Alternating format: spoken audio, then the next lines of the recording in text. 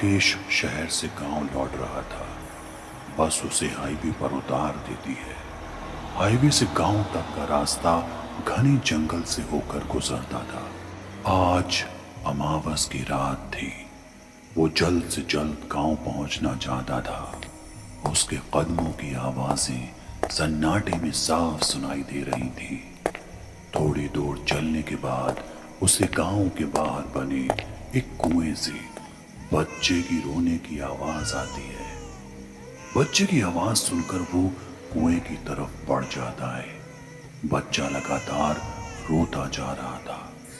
राकेश कुएं के पास पहुंचता है। अब उसके कानों में एक महिला की आवाज आती है जो बच्चे को दुलार रही है।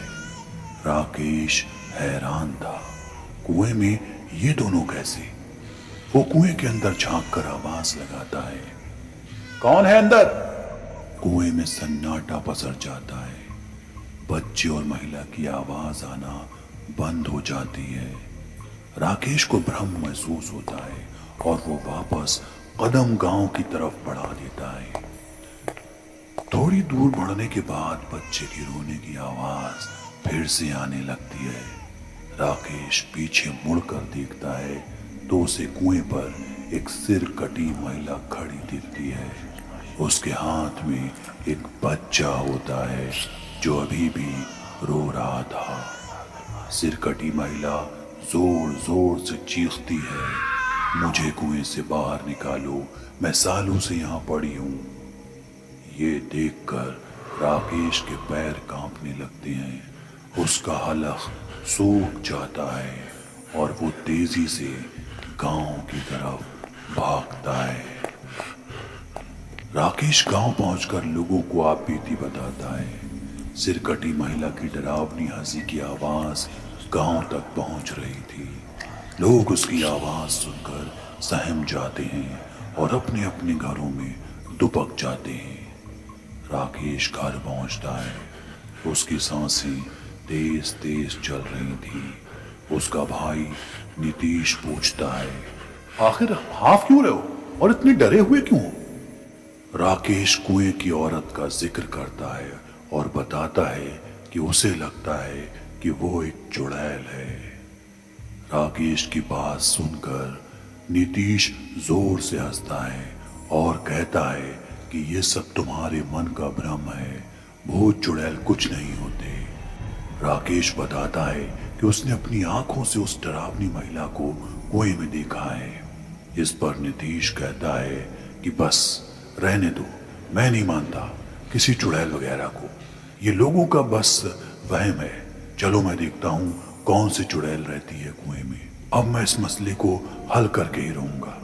आज मैं खुद पहरेदार कादरी के साथ उस कुएं के पास जाऊंगा और पहरा दूंगा। राकेश के लाख रोकने पर नीतीश ये कहते हुए घर से लाठी लेकर निकल गया और पहरेदार कादरी के पास जा पहुंचा। कादरी नीतीश की बात पर बिल्कुल राजी न था, लेकिन नीतीश ने अपनी लाठी दिखाई और उसका हौसला बढ़ाया। कादरी कुएं के पास चलने के लिए राजी हो गया। उन दोनों ने साथ मिलकर उस कुएं के पास एक मचान बनाया जहां छिपकर उस चुड़ैल की घात लगाकर बैठ गए। रात धीरे धीरे काली होती जा रही थी, लेकिन अब तक कुएं के पास कोई दस्तक नहीं हुई थी। पहरेदार कादरी का डर हर बीतते मिनट के साथ उसे अंदर ही अंदर नोच रहा था, लेकिन नीतीश के हौसले मजबूत थे। रात करीब 2 बजे उन दोनों को कुएं के अंदर से किसी बच्चे के रोने की आवाज सुनाई दी। तभी एक महिला की आवाज दोनों के कानों में पड़ती है। वो बच्चे को दुलार रही थी, लेकिन अचानक ही उस औरत की आवाज चीख में बदल जाती है, मानो उस पर किसी ने हमला किया हो। तभी अचानक नीतीश और कादरी की नजरों ने एक अजीबोगरीब और बेहद ही खौफनाक मंजर देखा। कुएं के अंदर से एक औरत नुमा परछाई दर्दनाक चीख निकालती हुई रेंगती हुई बाहर आई और फिर कुएं के मुंडेर पर अपनी दोनों टांगे लटकाई और बैठ गई। शोर मचाती वो दर्दनाक चीखें उस वीरान काली रात के सन्नाटे को चीर रही थी। इस आवाज ने गांव के आसपास के सारे माहौल को दहशत से भर दिया था। नीतीश और पहरेदार कादरी दोनों इस मंजर को देख कांपने लगे।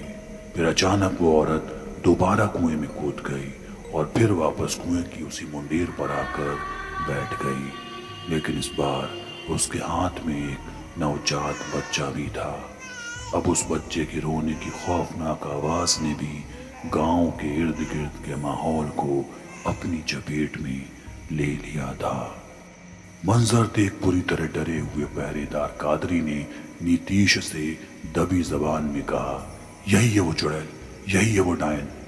पहरेदार कादरी ने यह बात इतनी धीमे कही थी कि नीतीश को कुछ भी साफ शायद सुनाई दिया हो, लेकिन ना जाने कैसे इतनी दूर बैठी उस चुड़ैल ने कादरी की आवाज सुन ली।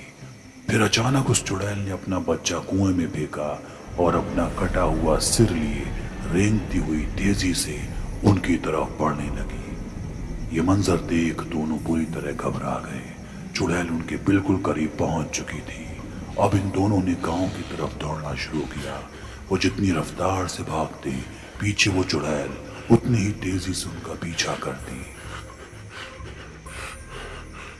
पसीने से सराबोर और फूली हुई सांसों के साथ दोनों आखिरकार घर में पहुंच गए।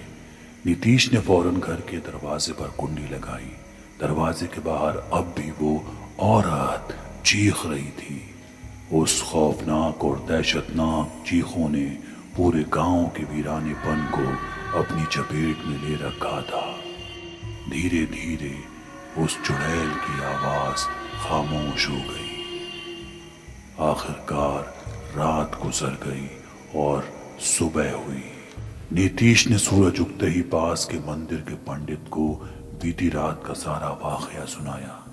दहशत की बात थी कि जो चुड़ैल अब तक महज गांव के बाहर उस कुएं को अपना ठिकाना बनाए हुए थी, वो नीतीश की गलती की वजह से गांव के अंदर कदम रख चुकी थी।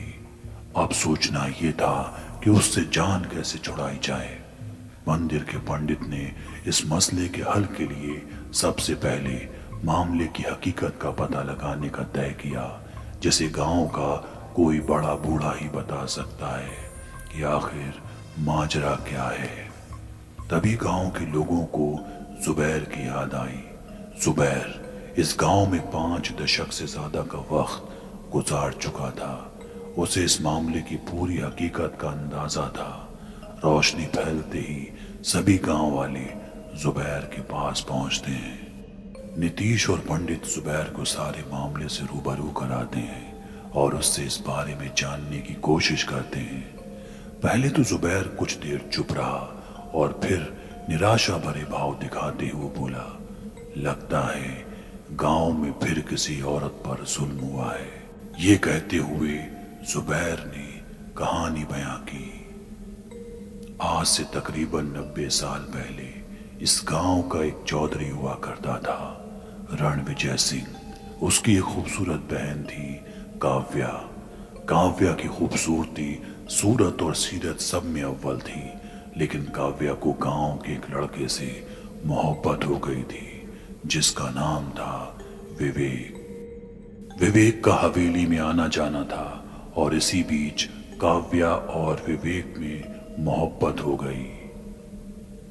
चौधरी रणवीर सिंह को यह बात बिल्कुल गवारा ना थी कि उसकी बहन की शादी किसी नीच जात के लड़के से हो, लेकिन अपनी बहन से बेइंतहा लगाव ने उसको खामोश कर दिया और ये बात उसके जहन में दबी रह गई।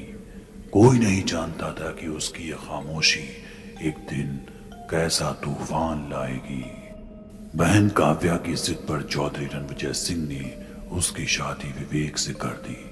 फिर एक रात काव्या का पति विवेक गांव के बाहर से लौट रहा था। चौधरी रणविजय सिंह ने मौका देख अपने गुर्गों को विवेक को मौत की नींद सुलाने का फरमान दे दिया।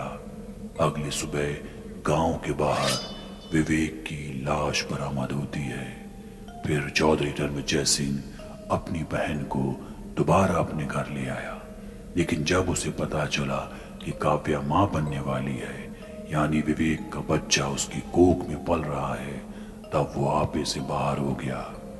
उसने इसे अपनी तौहीन समझा और एक रात मौका देखकर काव्या और उसके नवजात बच्चे को मार के उसकी गर्दन कटवा के कुएं में भिगवा दिया।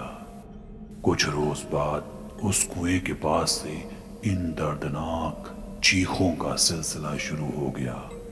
जुबैर ने बताया कि गांव में जब भी किसी औरत के साथ कोई जुल्म होता है तो काव्या यूं ही उस मुंडेर के पास आकर चीखती है। अगर गांव वालों को उसे कुएं में ही रखना है तो औरतों पर जुल्म बंद करना होगा।